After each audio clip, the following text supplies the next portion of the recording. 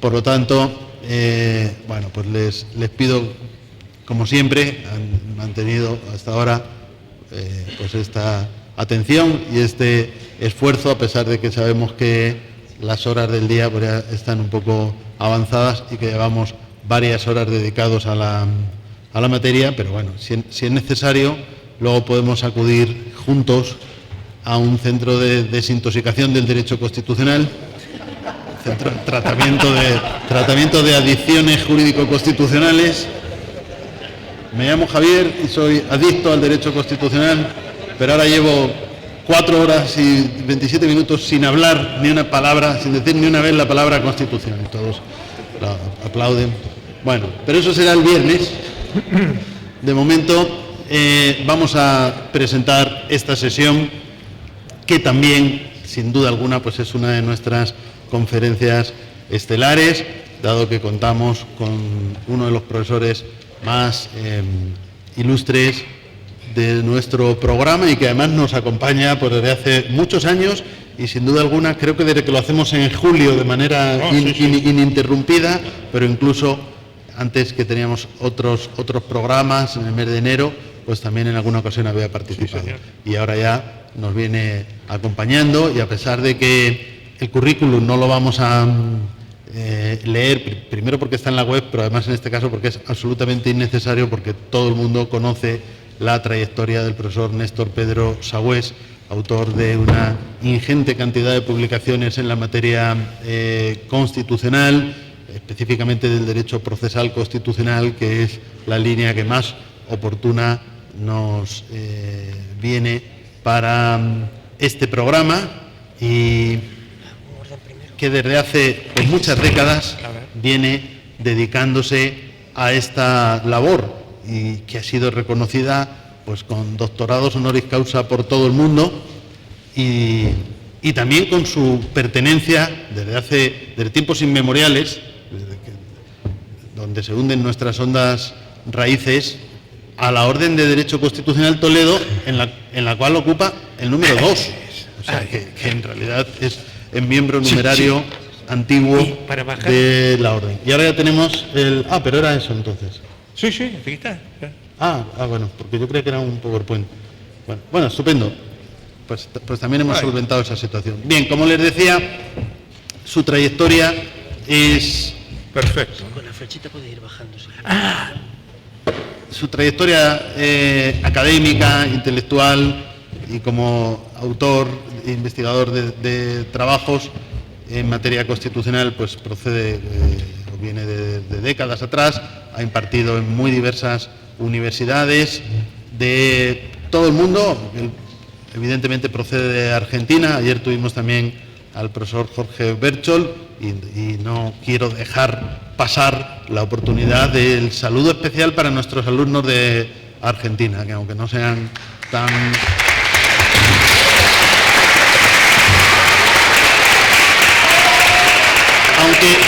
Aunque no sean tan numerosos como otras nacionalidades, lo serán.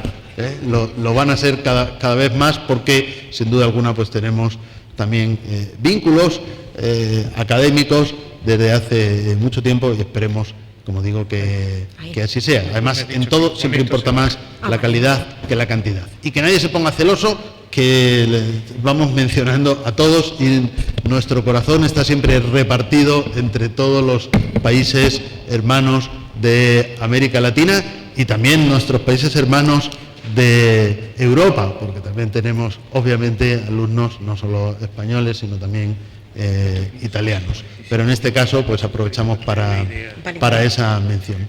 Y nada más, porque lo importante es escuchar al profesor Sagüés decir, porque esto es una apreciación personal, pero que yo creo que es oportuna y justa, porque no todos los profesores y no todas las figuras del derecho constitucional que llevan tantos años y tantas décadas investigando se mantienen siempre no solo al día, sino en la avanzada de los nuevos problemas y los nuevos retos del derecho constitucional, y él lo hace siempre. No se trata solo de que siga escribiendo, de que siga publicando, sino que sus líneas de trabajo son siempre de problemas actuales, de problemas modernos y de los retos pendientes. Y así se explica que hoy, por ejemplo, nos vaya a hablar de un tema tan interesante, tan oportuno para nuestro programa y siempre con enfoques originales y propios, como es el caso de la interpretación constitucional y convencional conforme y el control constructivo de convencionalidad. Por lo tanto, para nosotros, pues como siempre, es un placer escucharle.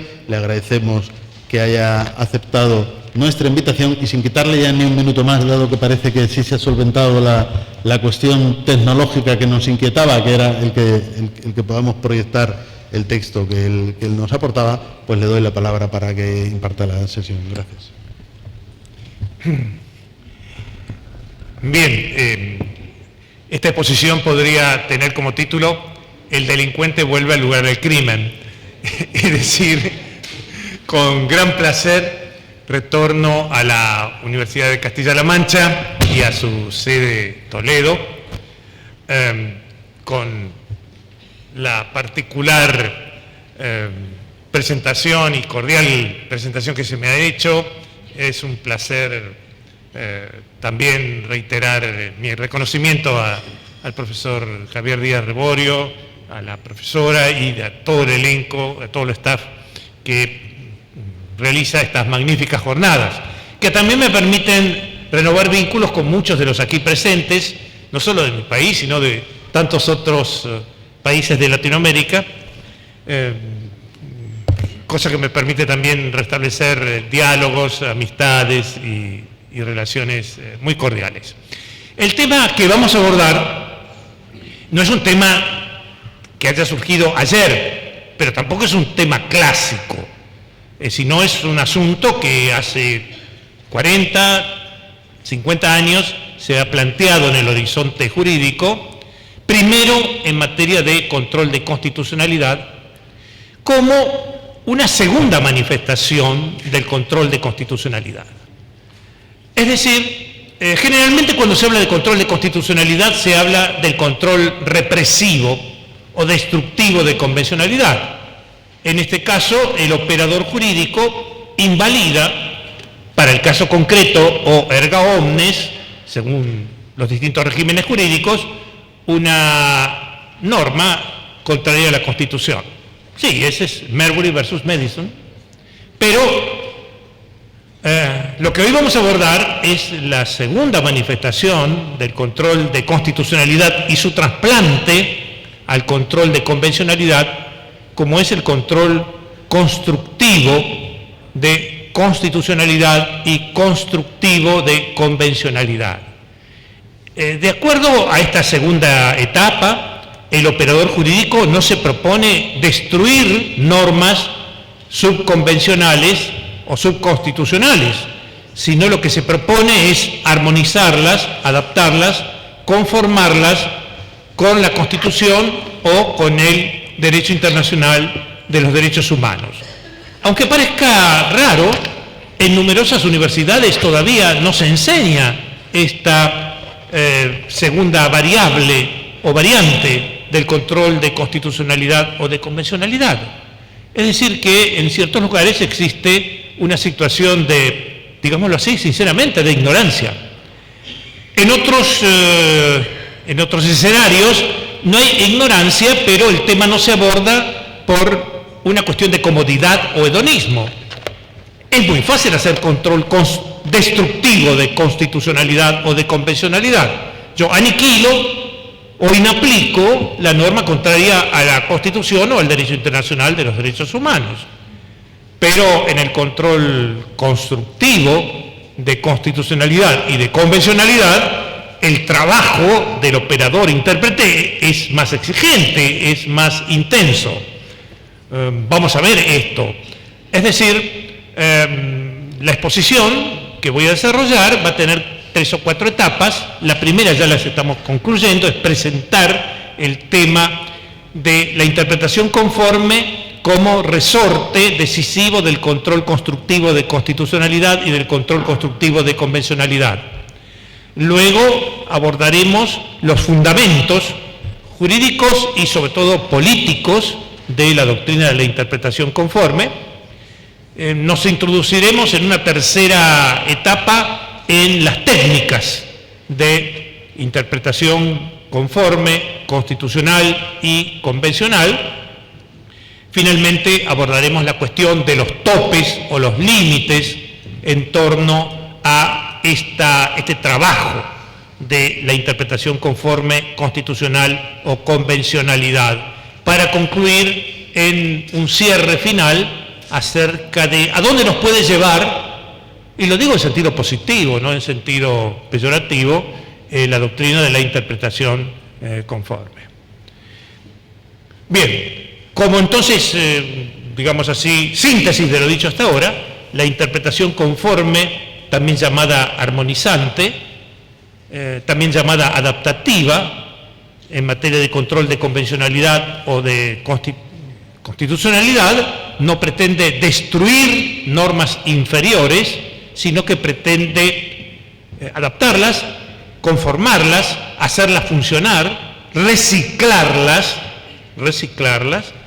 de acuerdo a la normatividad superior.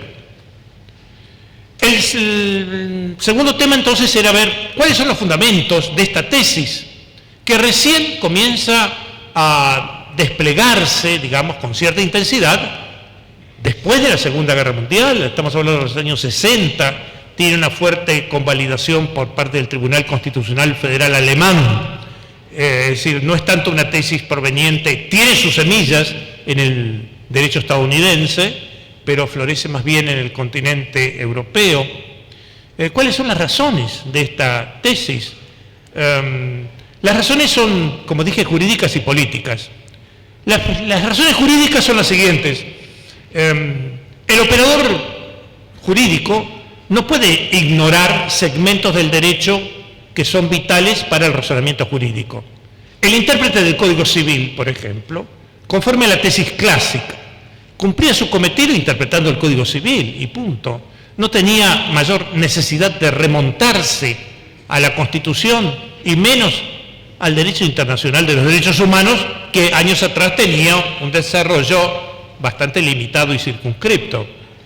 Sin embargo, esta óptica implica una miopía jurídica.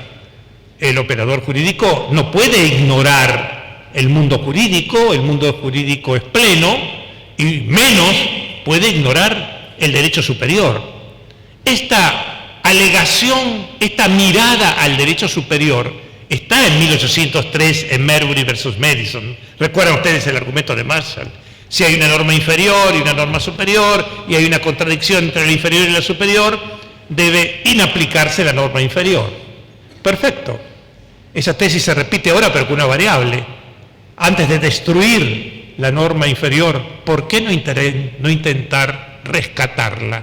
¿Por qué no intentar salvarla, adaptándola, conformándola, armonizándola, compatibilizándola con la norma superior?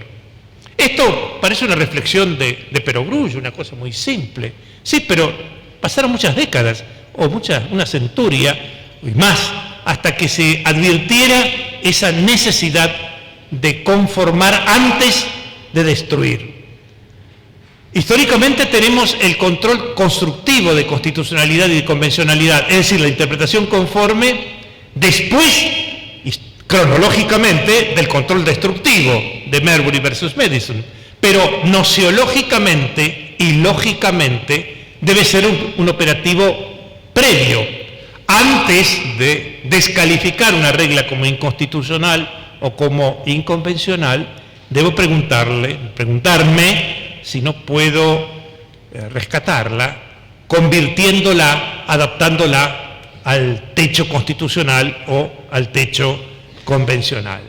Además, si hay un derecho superior, la Constitución, el derecho internacional de los derechos humanos, ¿por qué no conformar, por qué no adaptar, por qué no reciclar el derecho inferior a ese derecho superior? Parece esto una conclusión lógica también inevitable en la construcción de la interpretación conforme. La doctrina de la interpretación conforme tiene también otro argumento jurídico, que es el horror vacui, el horror al vacío. Es decir, si el operador jurídico, el juez, descalifica o destruye una norma inferior por resultar incompatible con la Constitución o con el derecho internacional de los derechos humanos, está provocando un agujero jurídico, está provocando un vacío, está provocando una laguna. Esa laguna no es fácil de cubrir, esa laguna no es gratis, no es barata, es costosa, provoca operativos jurídicos de cobertura. ¿Qué pasa si desaparece la norma inconstitucional o la norma inconvencional o si se la inaplica? ¿Qué ocurre? ¿Cómo se llena ese vacío lagunoso?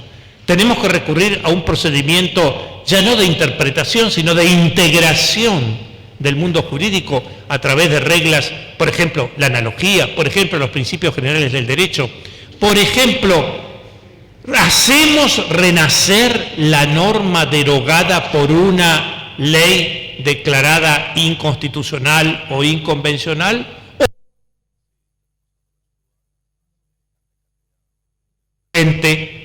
pero extinguida en su momento por una norma, por una ley, luego reputada inconstitucional. Como ven, estos vacíos lagunosos no son cómodos, no son agradables, no es un terreno fácil para el operador jurídico. La perspectiva sería la siguiente: pensemos antes de destruir, pensemos antes de generar el vacío lagunoso. En lo posible, no generemos el vacío lagunoso. En lo posible, mantengamos el principio, ahí nace, de máxima conservación. El principio de máxima conservación lleva a que el operador jurídico, antes de destruir o de inaplicar una norma por resultar, insisto, lesiva con la Constitución o con el derecho internacional de los derechos humanos, recurra a una serie de precauciones y de cautelas prudenciales. Y vamos aquí a la dimensión política del problema, que también debe ser considerada y que es muy importante. Esta visualización política es la siguiente: ¿qué autoridad tienen los jueces para provocar agujeros en el mundo jurídico? Si la Constitución no lo dice expresamente, como es el caso, por ejemplo, de la estadounidense, que no contempla la judicial review expresamente.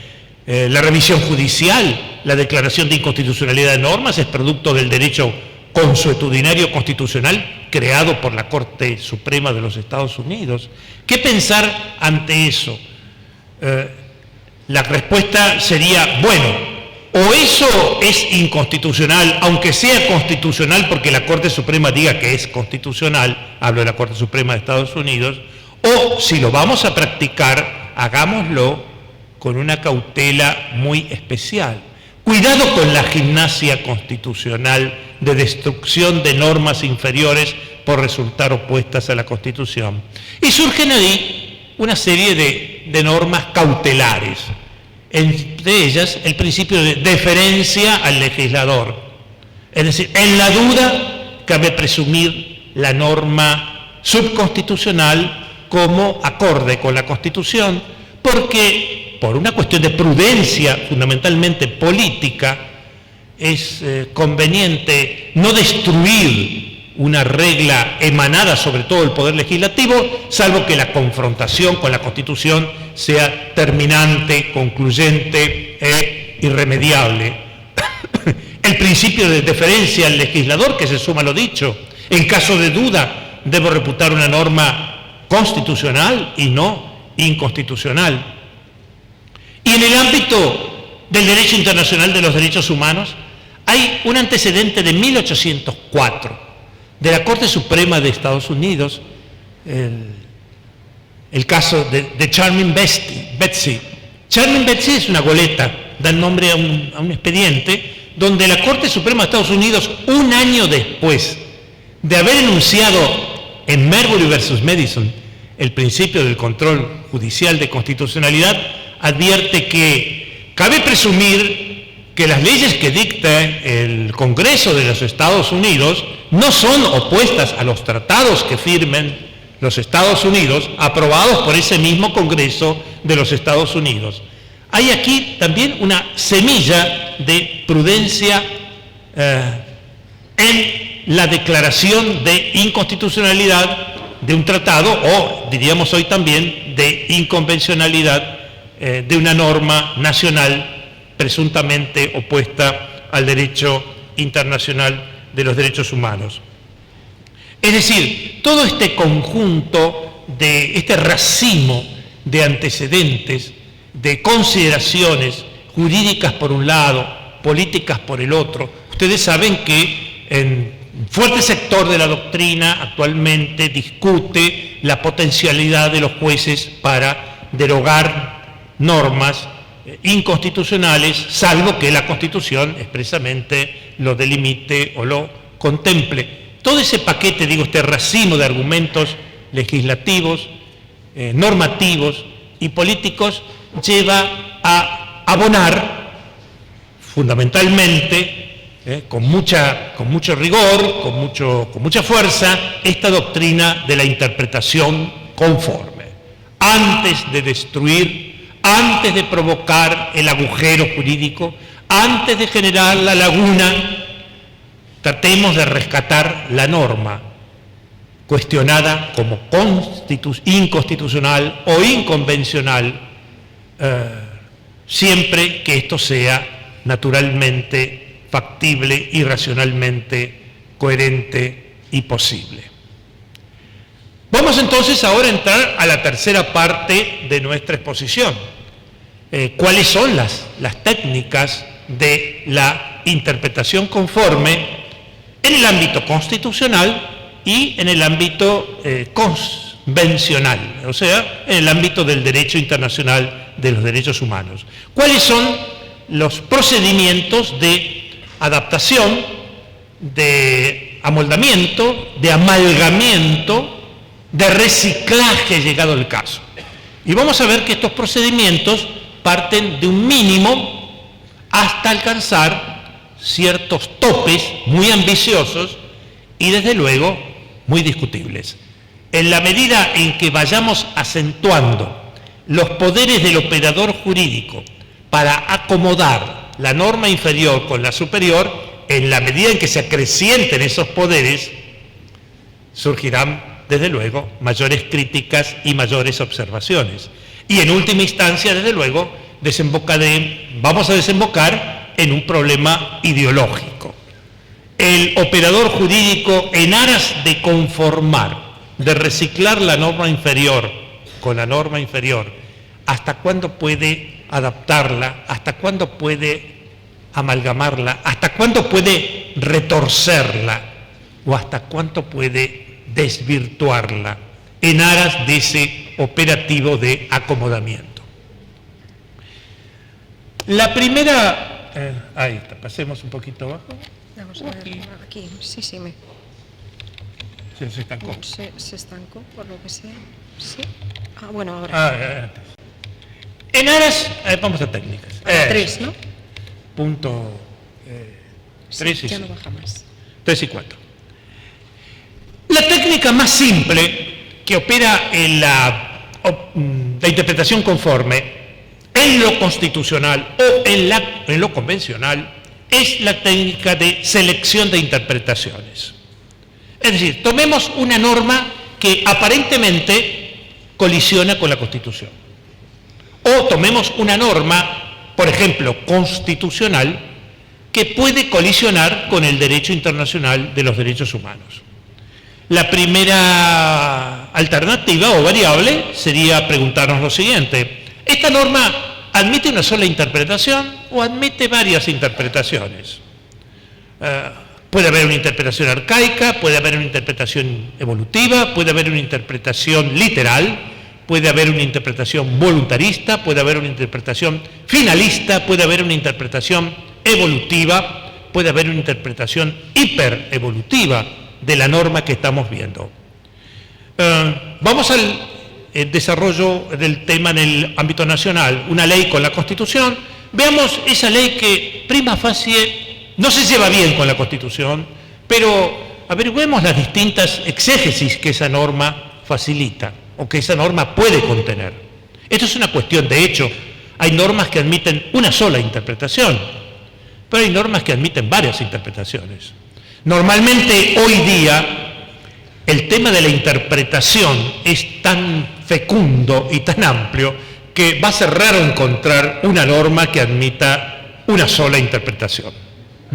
Normalmente, según las pautas que maneje el operador, él va a encontrar diferentes canales interpretativos de un mismo precepto legal y también diferentes canales interpretativos de un mismo precepto constitucional con referencia al derecho internacional de los derechos humanos. La doctrina de la interpretación conforme lo que propone es, bueno, si una ley admite varias interpretaciones, manejemos aquella interpretación o aquellas interpretaciones compatibles con la Constitución y desechemos las interpretaciones incompatibles con la Constitución. Y si pensamos en el derecho internacional de los derechos humanos, manejemos la norma, por ejemplo, constitucional nacional, la interpretación de esa norma acorde, por ejemplo, con el Pacto de San José de Costa Rica, y despejemos las interpretaciones opuestas a ese pacto. Si quieren un ejemplo concreto de ello, a fines de los años 90 en Argentina se discutía si se podía establecer censura sobre un tape televisivo humorístico donde se ridiculizaba a una jueza federal.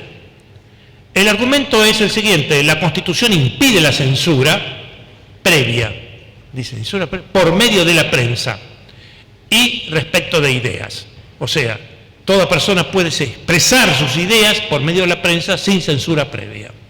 Las dudas eran las siguientes: ¿un programa humorístico es una idea? ¿La televisión es prensa? Claro, el tema es que el instrumento constitucional del caso estaba sancionado en 1853. Había dos maneras de interpretar la Constitución. Si pensábamos sintonizando radio 1853, en aquella época los programas humorísticos televisivos no existían, y en segundo término, difícilmente podíamos llamar a eso ideas de acuerdo a la mentalidad de la época. Sin embargo, para la Corte Interamericana de Derechos Humanos, la censura previa, prohibida por el Pacto de San José de Costa Rica, involucra cualquier tipo de información, cualquier tipo de expresión, y de acuerdo al medio expresivo que elija quien desea expresarse. Entonces, había dos formas de interpretar la Constitución: una arcaica y una dinámico-evolutiva. La Corte Suprema, con acierto, optó por una interpretación dinámico-evolutiva coincidente con el Pacto de San José de Costa Rica.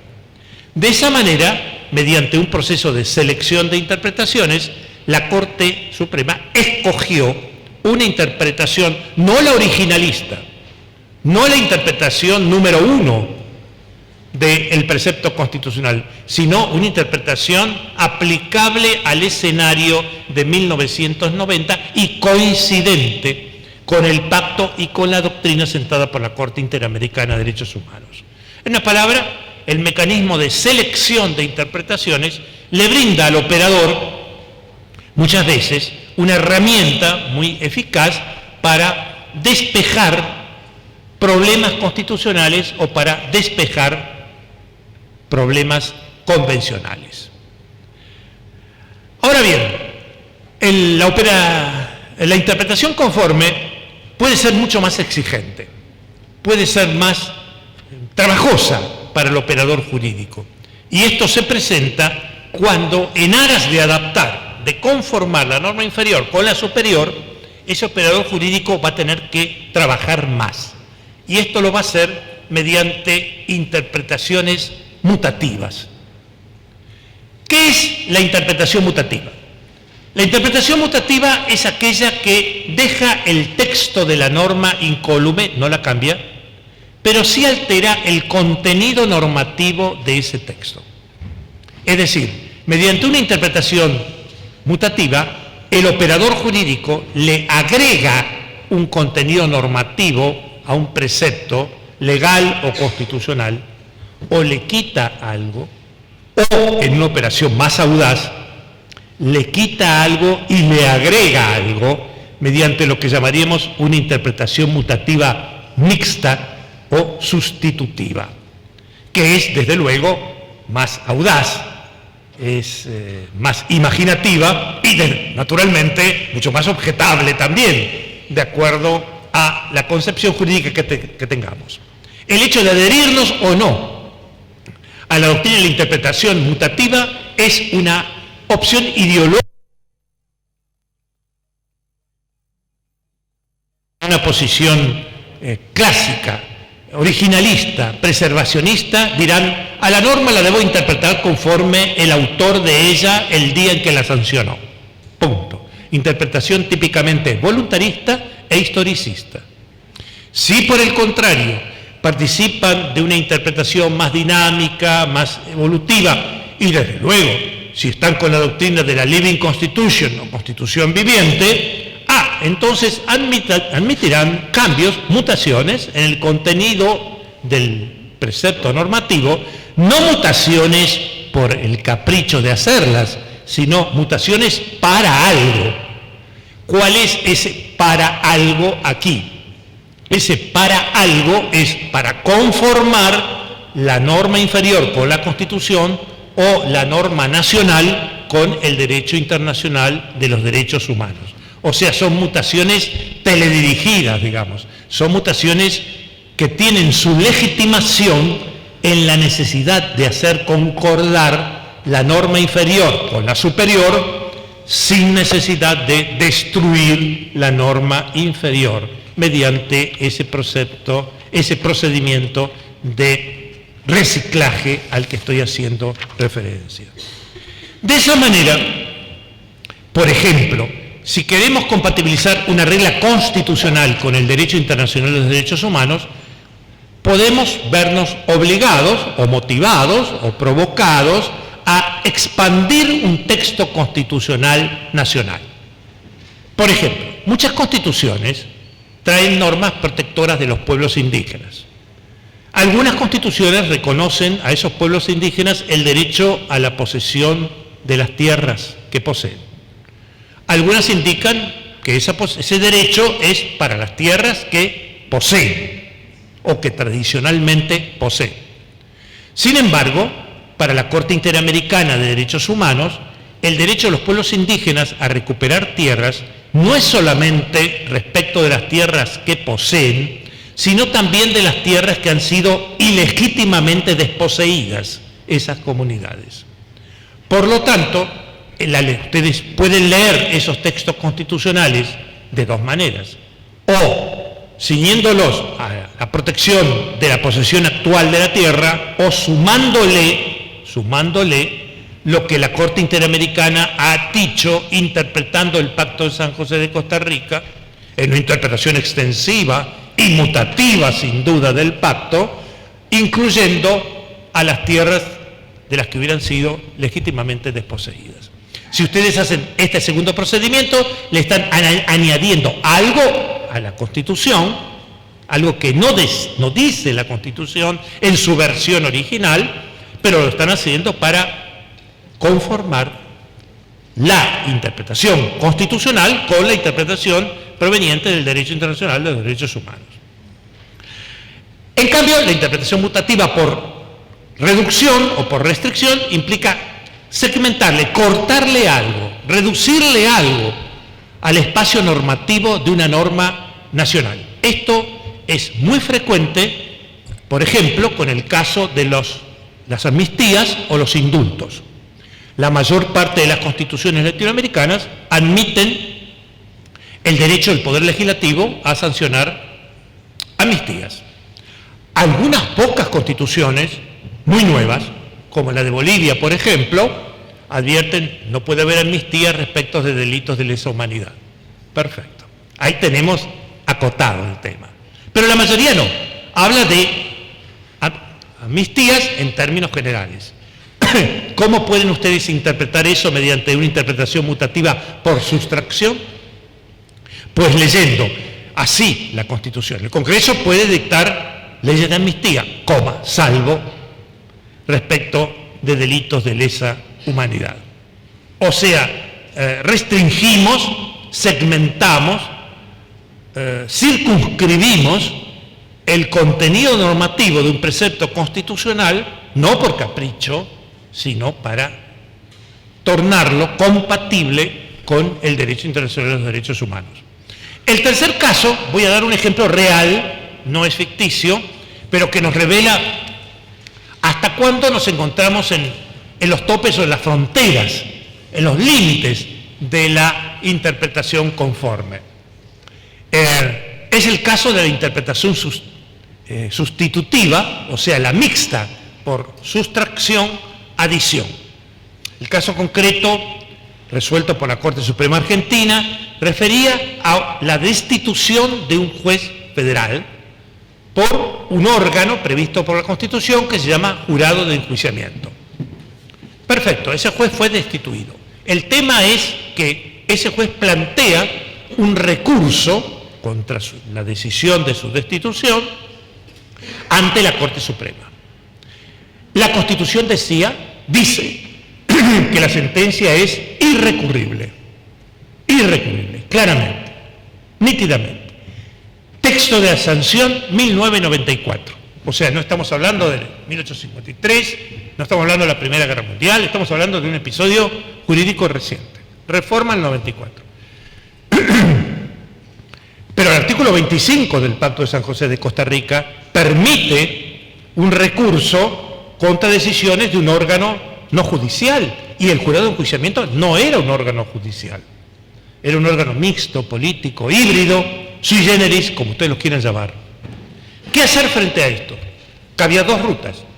Una era declarar inconvencional el artículo 115 de la Constitución argentina. El otro era recurrir a una interpretación mutativa mixta que resolviera el problema de concordancia entre la norma inferior, la Constitución y el derecho internacional de los derechos humanos, pero sin recurrir a la decapitación de la regla constitucional. Y fue la ruta que siguió la Corte Suprema. La Corte Suprema dijo, bueno, tenemos una encrucijada, tenemos un conflicto, vamos a resolverlo de la siguiente manera. Por un lado, mantenemos la prohibición constitucional. No hay recurso en el ámbito político y administrativo, pero en lo judicial, en aras de satisfacer el artículo 25 del Pacto de San José, habilitamos la instancia judicial interna. Y así se resolvió, mediante una interpretación que redujo el ámbito de aplicación del artículo 115 de la Constitución y amplió la vía recursiva hasta habilitar ese recurso ante la Corte Suprema de Justicia de la Nación.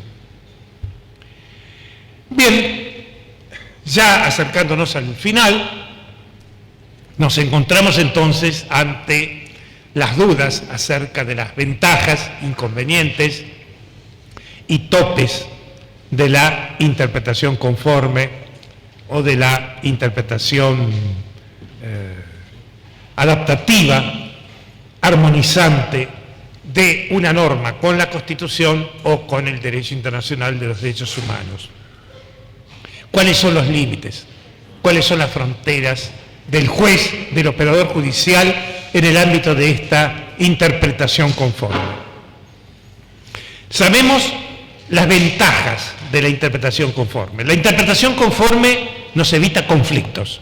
La interpretación conforme nos evita los agujeros jurídicos, nos evita las lagunas, nos evita los vacíos, nos evita oponer el Poder Judicial frente a quien dictó la norma inconstitucional o inconvencional. Sabemos los riesgos. El operador que realiza el proceso de adaptación puede convertirse en el amo de la norma. El operador que retuerce, que adapta, que conforma, que recicla, puede caer en la tentación de convertirse él en legislador o él en constituyente. Los riesgos existen. La cuestión es, ¿qué preferimos? ¿Correr el riesgo del conflicto de poderes, del agujero, de la laguna, del vacío, o preferimos el riesgo de la posible interferencia o invasión de poderes? Esto es real y cada uno de ustedes en la balanza elegirá la opción que le parezca menos peligrosa.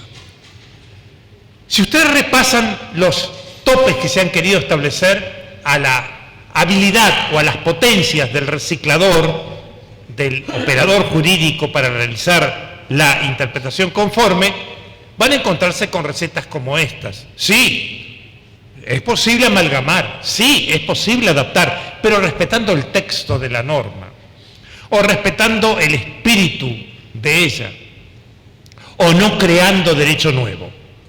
Estas son mentiras piadosas.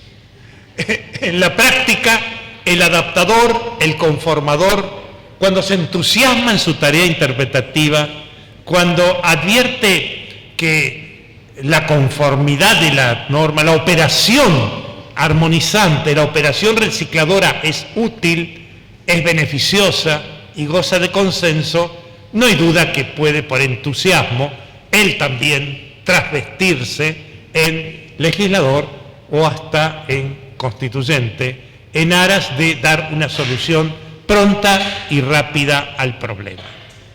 Por lo tanto, para ser sinceros, en última instancia vamos a desembocar en una opción ideológica, donde los afectos al neoconstitucionalismo, que tiene distintas manifestaciones y distintas expresiones, dirán: lo que nos interesa es que se proteja un derecho, el derecho de la persona enunciado en la Constitución, el derecho de la persona enunciado en una Convención Internacional de los Derechos Humanos, y no el sujeto que proteja el derecho. Es decir, hay quienes están dispuestos a pagar el precio de la inseguridad y de la, difuminación de la idea del conflicto de poderes en aras de asegurar la vigencia del derecho. Y hay quienes dirán: no estoy dispuesto a pagar ese precio, prefiero el agujero, prefiero la laguna, prefiero el control destructivo al control constructivo de convencionalidad. Pero en la práctica, debemos reconocerlo, la interpretación conforme cada día tiene más proyecciones y tiene, estadísticamente hablando, cada vez más forma, más fortaleza, más afirmación. Y eso porque estamos entrando fuertemente, intensamente, en un proceso de constitucionalización de todo el derecho y en un proceso de convencionalización de las constituciones. Seamos sinceros que navegamos hoy día en el ámbito de la Constitución convencionalizada. ¿Y qué es la Constitución convencionalizada? Es la Constitución adaptada, conformada al derecho internacional de los derechos humanos, con algunas de cuyas cláusulas, o con cláusulas que resultan inaplicables cuando colisionan drásticamente con el derecho internacional de los derechos humanos, y con algunas de sus cláusulas retocadas o conformadas o recicladas conforme a selección de interpretaciones o construcción de interpretaciones mutativas por adición, sustracción o mixtas. Muchas gracias.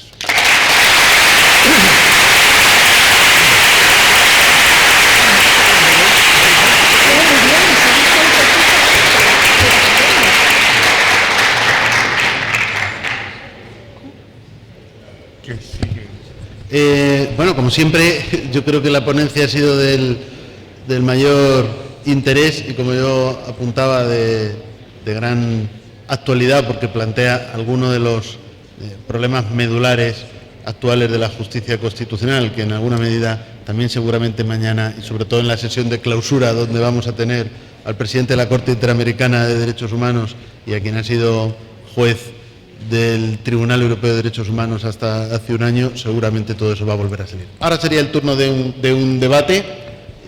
o preguntas si ustedes lo desean. Yo, como no me voy a tal vez poder quedar mucho más tiempo mientras se animan, pues le voy a plantear al ponente una pregunta que tiene que ver, yo creo que un poco en la línea de lo que él apunta, con la idea, bueno, en realidad dos ideas muy extendidas y que yo creo que son absolutamente erróneas. Una, la idea de que por definición es más deferente la interpretación conforme que la inconstitucionalidad pura y simple, lo cual creo que solo se podría admitir cuando estamos hablando, como tú sugerías, de una opción entre interpretaciones alternativas, todas las cuales van a poder entrar razonablemente, vamos a decir, en un texto, pero no en toda esa tipología que nos encontramos a veces de sentencias no ya interpretativas, sino manipulativas, aditivas, incluso sustitutivas. Yo, para el caso español, hice un estudio, bueno, yo había escrito un librito sobre la cuestión, y luego hice un estudio monográfico sobre una sentencia, que fue la del Estatuto de Cataluña, donde añadí un cuadro con todos y cada uno de los pronunciamientos y se acababan las categorías. Entonces, presentar esto, decir donde dice digo, Diego, por decirlo claramente, es, creo, mucho peor que decir digo no es conforme a la Constitución y por lo tanto lo declaro inconstitucional y nulo, ¿no? Entonces, esta sería la primera reflexión, o la primera pregunta, si al ponente le parece que esta reflexión es acorde o no, porque sé que es minoritaria, porque siempre se da por hecho que será más respetuoso con el legislador interpretar lo que dice de otra manera que declararlo inconstitucional y nulo. Yo no lo veo nada claro. Y lo segundo, dentro de lo que son las sentencias interpretativas que van a llevar a cabo esa interpretación conforme, aún suponiendo el modelo que tú planteabas más sencillo de opción entre interpretaciones alternativas, yo eso sí lo escribí hace algunos años, pero sigo absolutamente solitario en la doctrina mundial, que siguiendo las categorías de la doctrina italiana, la sentencia interpretativa de acogimiento, ¿no?, de estimatoria, la que declara inconstitucional si se interpreta en un sentido determinado, es más respetuosa con el legislador que la de rechazo, que la que dice se declara constitucional si se interpreta. ¿Y por qué yo hago esa reflexión? Porque si consideramos la interpretación A y la interpretación B, si yo digo que la interpretación A es inconstitucional, la interpretación B puede ser constitucional, pero podrá surgir mañana una interpretación C, D, E, otras alternativas que ni siquiera se han considerado, que tal vez ni siquiera han sido objeto del proceso. En cambio, si yo digo la interpretación B es la constitucional, estoy imponiendo, y esto ya no sería un problema tanto de Tribunal Constitucional versus legislador, como también con el Poder Judicial, estoy imponiendo a todos los operadores judiciales la única alternativa interpretativa correcta de una ley para siempre. Y en la mayoría de los sistemas incluso con efectos erga omnes. Con lo cual, decir que una ley es inconstitucional si se interpreta en un sentido determinado me parece más respetuoso que decir que es constitucional si se interpreta en ese sentido, porque a contrario sensu, cualquier otra interpretación estaría descartada, ¿no?, si estamos estableciendo una, mientras que si rechazamos una, cualquier otra queda imprejuzgada en principio. Bueno, esa sería mi reflexión, pero si quieres, no sé si solo hay una pregunta o es que había... Ah, bueno, hay más. No sé si quieres contestarme. Sí. Y luego ya... Bien, creo que las reflexiones del profesor Díaz Reborio son muy ciertas, muy reales y nos ponen a prueba sobre los topes de la operación de conformización o de adaptación de una regla con la Constitución o con el derecho internacional de los derechos humanos. Hay aquí dos planteos. Podemos hacer un planteo teórico, un planteo principista, o simultáneamente también un razonamiento, una mirada sociológica, realista, concreta, situacional.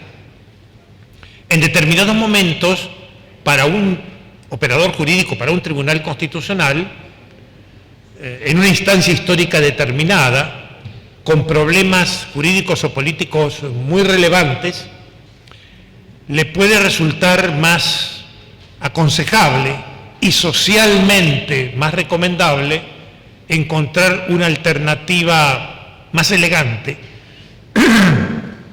que resuelva el problema, aunque desde un punto de vista principista no sea la más pura.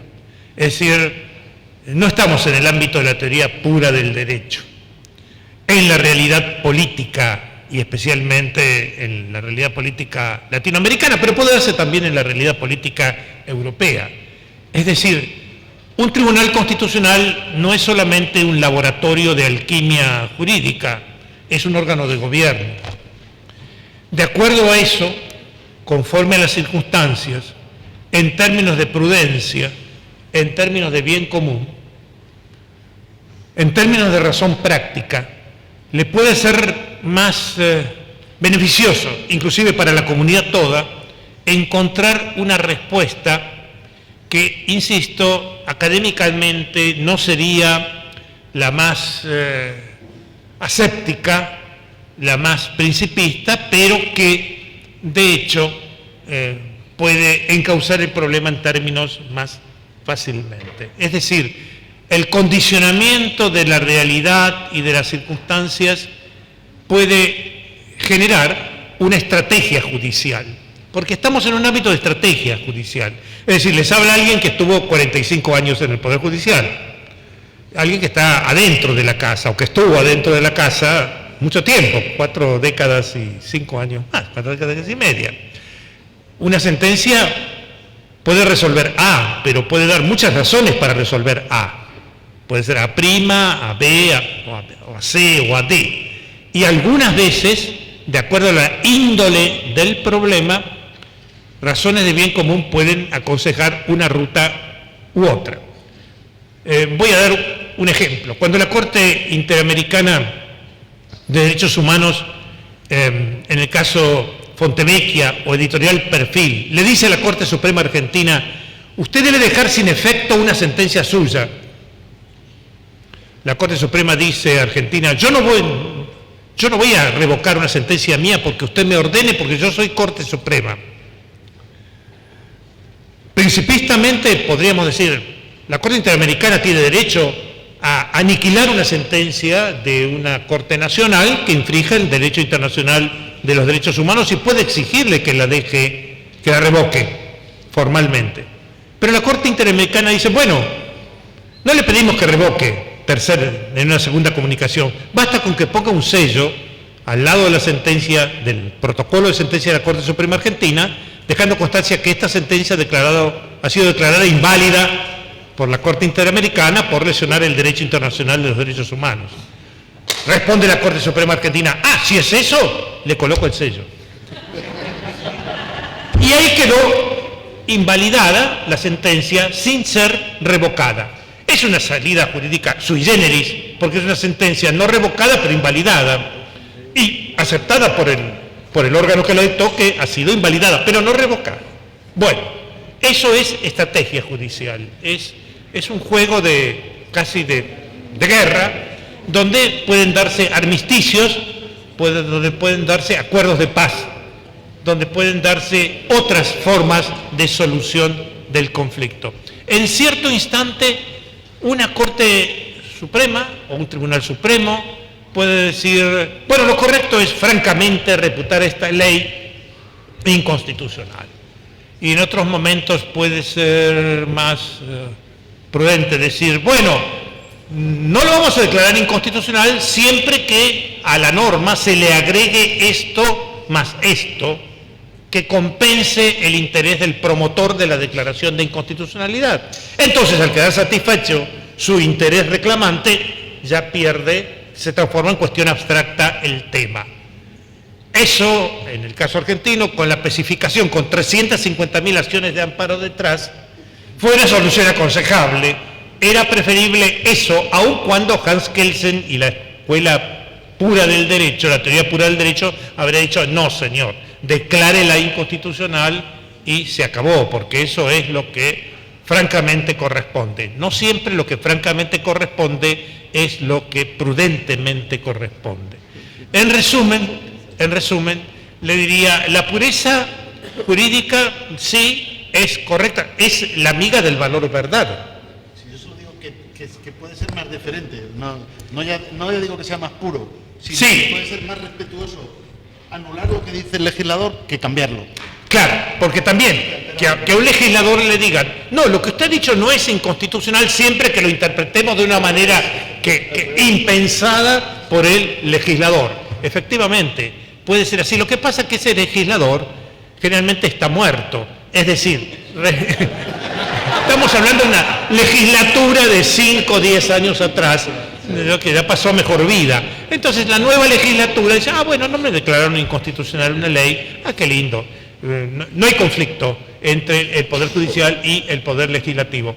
Creo que tus reflexiones son muy valiosas, muy sinceras. Desde el punto de vista del valor verdad, absoluta razón.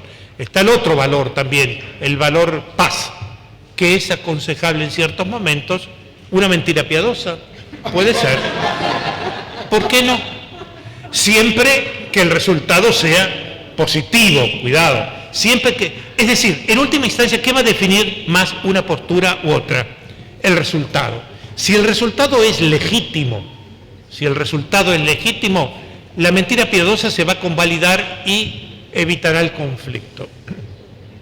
Es decir, serán los hechos los que van a definir el acierto o no de una interpretación mutativista no ortodoxa a una operación antimutativista más sincera. En mi ejemplo, por terminar, para dejar otras intervenciones, en mi ejemplo, que era, bueno, el más significativo, la sentencia sobre el Estatuto de Cataluña, la mentira piadosa consistía en decir, el Tribunal Constitucional solo ha declarado inconstitucionales 14 artículos del Estatuto cuando reinterpretó más de 70. Entonces, claro, esa actitud supuestamente deferente, bueno, desde luego para el Gobierno y las instituciones de Cataluña no lo fue, es decir, no engañó y desde el punto de vista de resolver, pues quizás la solución, no digo que hubiera sido peor, pero hubiera sido igual que haber declarado inconstitucionales todos los que hubiera procedido de una manera quizás más honesta. Pues la mentira piadosa era la estadística es decir, esta sentencia solo declara inconstitucionales 14. Interesante el caso, muy interesante y además sobre un tema políticamente ultracandente. Perfecto.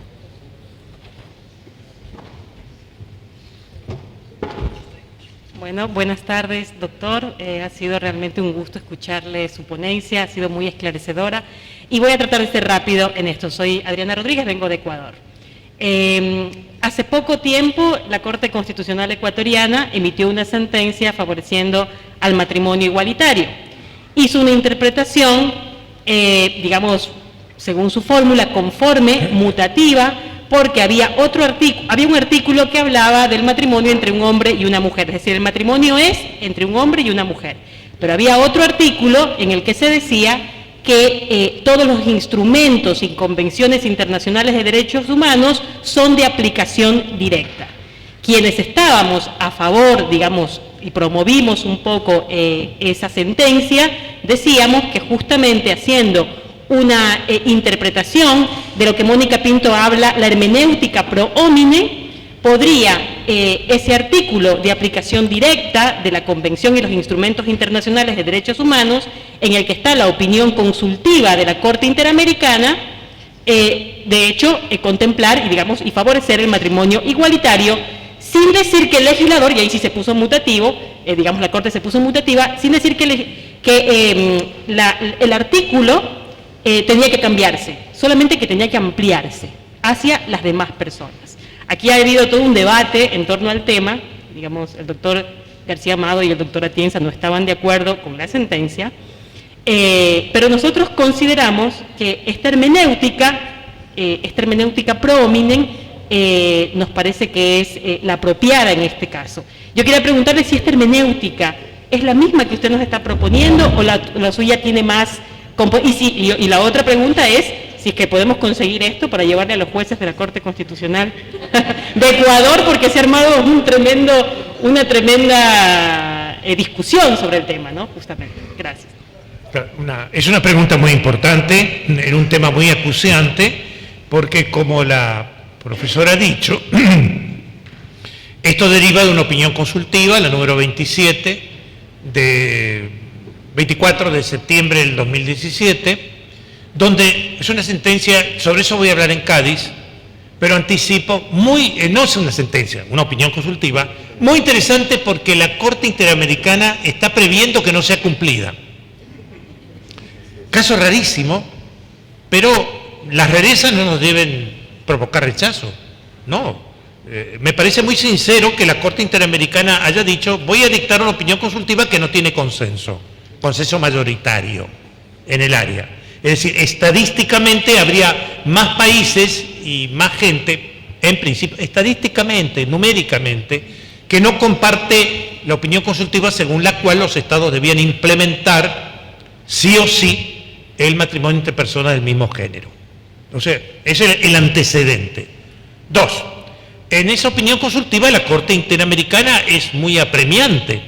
Los estados deben implementarlo, aunque prevé qué pasa si no lo aplican. Y establece que deberá, mientras no se dicten las leyes, instrumentarse otras vías de implementación, puede ser una sentencia de un tribunal constitucional o otro procedimiento, y además debe garantizarse la no discriminación contra las uniones de personas del mismo género. O sea que prevé que no sea cumplida, prevé una etapa de transición en lo que se llama interpretación progresiva del Pacto de San José. Perfecto. Entonces estamos en un ambiente muy curioso. Ahora, muy singular. Esto daría lugar a una tesis doctoral, el tema de la interpretación progresiva en el semillero de la opinión consultiva 24. Perfecto. Pero hay una directriz clara de la Corte Interamericana. Los estados deben implementar eso. Por lo tanto, en esta doctrina de la interpretación conforme, cabe adoptar y adaptar el derecho local a las reglas provenientes del derecho internacional de los derechos humanos. En el orden personal, he escrito que la única alternativa de evasión que podría tener un Estado para no cumplir con esa directiva sería sostener, no en términos de derecho positivo, sino en términos de derecho natural, que lo resuelto por el Tribunal Regional, la Corte Interamericana, violase reglas de derecho natural. Entonces, esto nos llevaría a un debate que no lo excedería totalmente el objetivo de hoy, en torno de si el derecho natural está o no comprometido en este tema. No me meto en eso. Pero sería la única salvedad. Mientras tanto, es derecho vinculante. Y por lo tanto, en principio, salvo el tema de la eventual infracción al derecho natural, que lo dejo ahí, vuelvo acá, habría la necesidad de adaptar la regla nacional a esa directriz del derecho internacional de los derechos humanos, sí, moldeando, reciclando el texto nacional a esa directriz.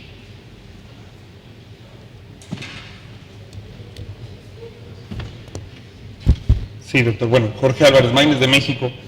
Yo quiero pedirle que se extienda, digamos, de los puntos que ha tocado, sobre un concepto que me parece fantástico para explicar lo que hay detrás de la presunción de constitucionalidad o del principio de indubio pro legislatore, que tiene que ver con lo que usted definió como la prudencia. Los clásicos le daban a la prudencia un lugar enorme, la frónesis. Era la combinación de varias virtudes y además de instinto. Y creo que eso, de alguien que estuvo 45 años en la casa, nos puede servir mucho para plantear el debate que abrió aquí. La ponencia inaugural de Luigi Ferrajoli tenía que ver con los límites de la creatividad constitucional, que yo creo que hoy con audacia usted los ha fijado, de acuerdo a este método de la interpretación conforme, esos límites. Habrá quien no esté de acuerdo, pero a mí me parece que los ha llevado al límite, y me gustaría saber en qué consiste esa prudencia, en su experiencia, qué recomendaciones nos podría dar genéricas o alguna anécdota que tenga, digamos, para ejemplificar el principio de la prudencia a la hora de hacer justicia. Bien, su pregunta es muy interesante, además tremendamente importante, y en un tema que generalmente no se aborda. Generalmente rehuimos ese tema. ¿Por qué? Nos resulta incómodo. A los estudiantes de Derecho se les enseña que las Cortes Supremas son los máximos tribunales, los intérpretes finales, que pueden decidir lo que quieran, cuando quieran y como quieran. Y están aquellas palabras de Kelsen que refuerzan eso, ¿no? Lo que decida un máximo tribunal constitucional de un país es siempre constitucional, aunque sea inconstitucional. Liv Carter, y se refiere a México, dijo, sí, claro, de acuerdo a esto, la Corte Suprema de los Estados Unidos podría declararle la guerra a México. Hablando de anécdotas. Pero sigamos con las anécdotas. Cuando en 1803 se discute el Marbury versus Madison, recuerdan ustedes, era el tema de Marbury que quería jurar, tenía su nombramiento de juez para jurar y presenta el caso, pero el presidente Jefferson había advertido, no obedeceré la sentencia de la Corte si me ordenan tomarle juramento a Marbury. Y Marbury no ganó el caso. Lo único que estableció la Corte que era incompetente para atender el tema y declaró inconstitucional la ley que le daba competencia originaria para resolver habeas corpus. La Corte Suprema, dirigida por un político, Marshall, que no era abogado, pero era un estadista, estaba perfectamente consciente que no podía ordenar algo que no le iban a obedecer. Y esto es un punto importante y amargo a la vez. ¿Puede un tribunal constitucional ordenar algo que políticamente no será cumplido? ¿Sí? ¿Queremos jueces mártires o queremos jueces realistas? ¿Y en qué medida ser realistas? Porque hay topes también del realismo. ¿Eso significa que los jueces deben ser sumisos? No. ¿Pero significa que los jueces pueden decidir lo que quieran? No. No en vano, Kelsen reclamaba a los jueces del Tribunal Constitucional olfato político y perspicacia política. Y ese olfato político y perspicacia política puede llevar a no declarar inconstitucional una ley si esa declaración de inconstitucionalidad condujera a un país al caos. En Argentina, en determinado momento, la Corte Suprema atendió la situación del 30% de los jueces federales del país mal designados, inconstitucionalmente designados, según el Consejo de la Magistratura. ¿Qué podía? La Corte dice, estos jueces fueron inconstitucionalmente nombrados. ¿Qué correspondía? Declararlos cesantes e invalidar todas las sentencias que hubieran dictado. ¿Lo hizo la Corte? Por supuesto que no, porque la Corte dice, si hacemos esto, vamos al caos judicial. ¿Qué resolvió la Corte? Ustedes han sido mal nombrados. Permanecerán en sus cargos durante un año más hasta tanto el Congreso dicte una ley constitucional de reemplazo de estos nombramientos. Segundo, sus sentencias no van a ser invalidadas por el hecho de haber sido dictadas por jueces inconstitucionalmente nombrados, que eran jueces de facto. La doctrina de los gobiernos de facto se inventa en Inglaterra. Aquel personaje que tiene color de autoridad, pues produce actos que son legalmente válidos, aunque sean ilegalmente fundados. Eso es también realismo, esos son también limitaciones. Es decir, usted ha abordado un tema apasionante, sabroso, pero al mismo tiempo amargo, que es los límites de la frontera de las potestades judiciales. ¿Hasta cuándo podemos resolver algo? Y el jurista y el juez de un tribunal constitucional debe ser consciente de sus límites y debes manejar también la hipótesis del estado de necesidad y del derecho de necesidad como ingrediente constitucional. Hay una tesis también que debe manejarse en este punto. Toda interpretación que conduzca al absurdo debe rechazarse.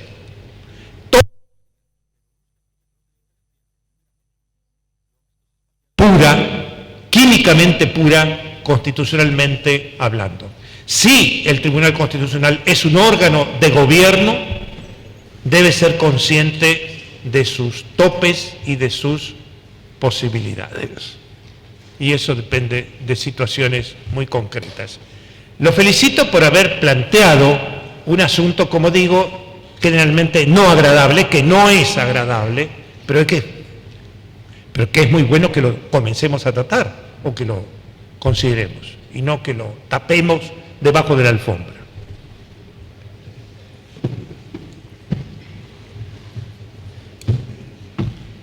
Buenas tardes, mi nombre es Luz Ángela Gómez y vengo de Colombia. Profesor, en el caso colombiano, la Corte Constitucional no ha logrado visibilizar los diferentes tipos de documentos que conforman el derecho blando y ha tenido dificultades para determinar su naturaleza jurídica, es decir, si entran al bloque de constitucionalidad en estricto sensu o en sentido lato. Y no tiene en cuenta para resolver algunos casos observaciones generales que emiten algunos de los comités de Naciones Unidas o, en el caso del sistema interamericano, algunas opiniones consultivas y pues otros documentos también por vía de res interpretata, que son fallos que han emitido también los tribunales. Mi pregunta concretamente para esto es si usted considera que esa confusión que genera la Corte Constitucional colombiana limita la potestad de los jueces de hacer una interpretación dinámica, evolutiva, dentro del control de convencionalidad difuso. Voy a preguntarle una aclaración, no se retire por favor, muy importante la pregunta, pero en concreto, si me puede refrescar el dato, la Corte Constitucional, ¿en qué limitaría, digo, así me expido a los jueces ordinarios? ¿Usted se refería al derecho blando, al soft law? Sí, soft law. Es que no determina, por ejemplo, la opinión, usted pone un ejemplo de la opinión consultiva 24, sí. Y en el caso, por ejemplo, de algunos comités de Naciones Unidas, como el Comité de CEDAW, están las recomendaciones. Entonces, para algunos casos, por ejemplo, en despenalización del aborto, claro, ¿cierto?, ha dicho que esa recomendación se aplica. Y incluso también las partes decisorias de otros casos que se usaron para sancionar a otros estados. Y en otras ocasiones ha restringido, ¿cierto?, la interpretación evolutiva. Perfecto, gracias. Claro, la doctora plantea un tema que no sé si el resto del auditorio lo ha manejado en alguna otra intervención, que es la distinción entre soft law y hard law. Muchos la conocen, pero no sé si aquí se ha debatido, porque no. Entonces, claro, eso nos obligaría a aclarar, para muchos debe ser ya recontrasabido, pero para otro sector de los aquí presentes, aclarar que la doctora ha presentado una temática muy importante, relativamente novedosa, no es de ayer, pero tampoco es de tanto tiempo atrás, entre un material jurídico emanado de órganos que no tiene ese material jurídico la fuerza compulsiva, el vigor jurídico que puede tener un tratado internacional ratificado por un Estado o una convención también aceptada por una nación o una norma legal imperante en un país. Se trata de directivas, recomendaciones,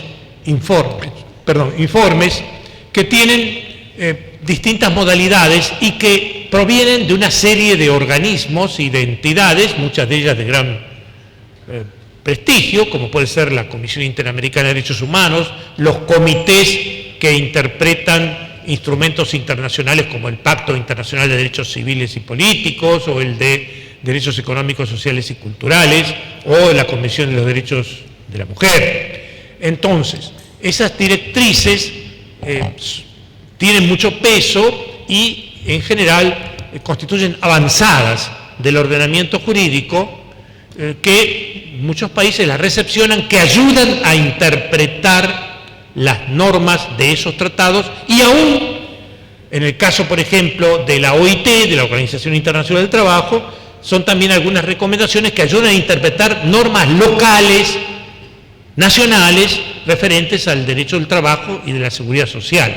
Pero no tienen generalmente una eficacia, un peso jurídico condicionante, compulsivo para el Estado. Y esta situación genera hasta indefiniciones en los propios organismos de derechos internacionales o tribunales de derechos humanos. Por ejemplo, la Corte Interamericana de Derechos Humanos, con referencia a los dictámenes o informes de la Comisión Interamericana de Derechos Humanos, algunas veces ha dicho que no obligan, pero en otros casos ha indicado que los Estados deben hacer el mayor esfuerzo para cumplirlos.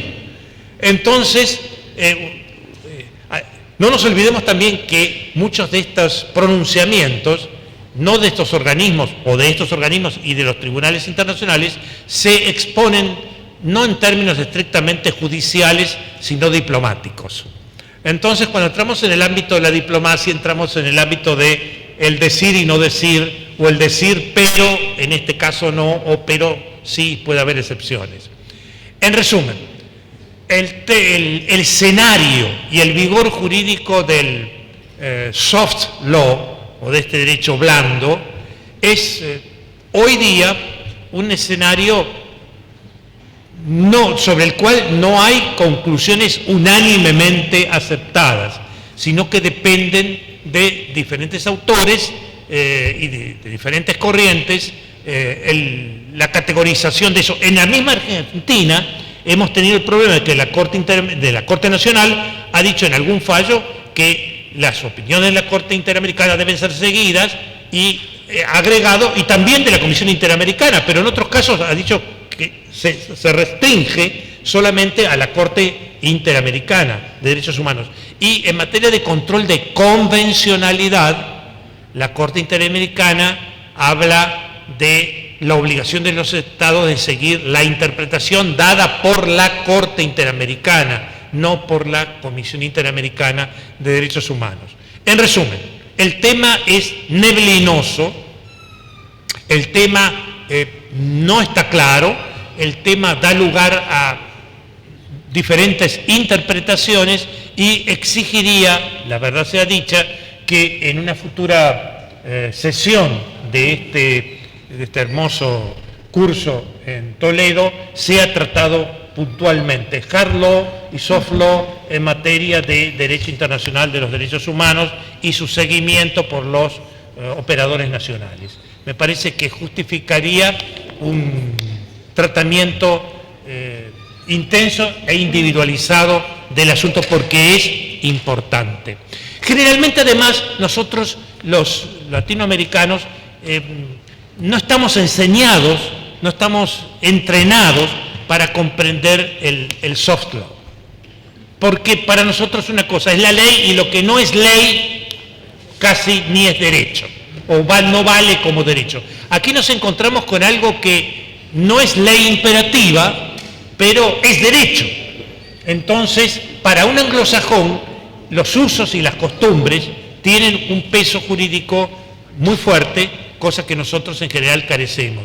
Y para entender este soft law, un anglosajón lo comprende o lo asimila de manera más digerible que nosotros. Por lo tanto, me parecería que su pregunta exige un desarrollo más extenso, más con cuadros además que expongan, no sé, dictámenes de la OIT, del Comité de Libertad Sindical, por ejemplo, de la OIT, o del Comité de Derechos Humanos de Naciones Unidas, y tal otro, y tal otro, y tal otro, y ver su categorización, y ver los conflictos en el caso del sistema interamericano respecto de los dictámenes de la Comisión Interamericana de Derechos Humanos.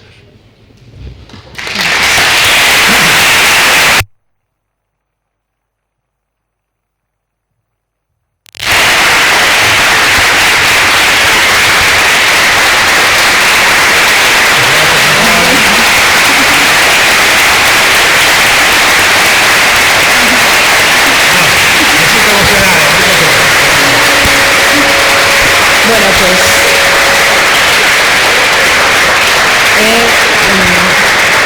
muchas gracias por esta magnífica ponencia, por esta maravillosa elocuencia, ¿no?, que hace pues honor al tópico, no al respeto que tenemos sobre los argentinos, al menos en España, y no hay nada más que ver, ¿no?, la acogida que ha tenido.